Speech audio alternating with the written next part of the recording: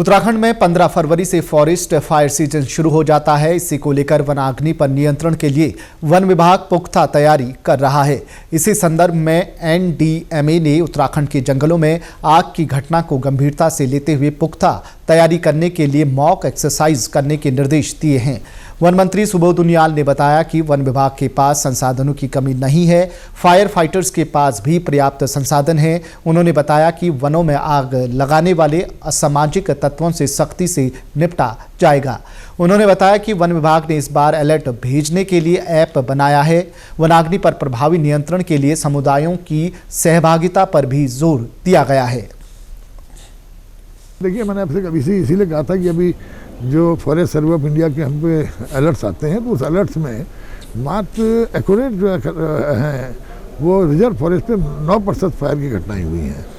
कुल मिलाकर के 52% फॉल्स का मतलब होता है कि जैसे कहीं पे धुआं आया तो वो FSI उसको रिकॉर्ड कर लेती है, वो खेत का था, वो कहीं और था, तो उसी कारण टोटल 52% जो है फॉल्स अलर्ट होती हैं। लेकिन कुल मिलाकर के 20% ही फॉरेस्ट में और नॉन फॉरेस्ट एरिया में ये कुल फायर की घटनाएं थी। तो इसको लेकर कहा गया कि इसको भी थोड़ा सा जनता के बीच जाके प्रचार प्रसार किया जाए ताकि एक अनार्की की स्थिति न बने और जनता को बताया जाए कि अच्छी, क्योंकि हमारे राज्य में पिछले साल भी बहुत कंट्रोल इस पर किया गया, तो कुछ हमारी कंट्रोल फायरिंग भी होती हैं तो उसको भी अलर्ट में आ जाता है। तो इसलिए कुल मिलाकर की स्थिति है कि मैं समझता हूँ फॉरेस्ट फायर में इस बार हम पूरी तरह तैयार हैं।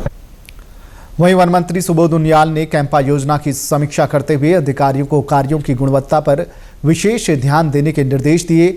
वन मंत्री ने कहा कि पिछले वर्ष कैंपा का काफी पैसा समय से खर्च नहीं हुआ है, इस बार विशेष ध्यान दिया जाए कि ऐसा ना हो।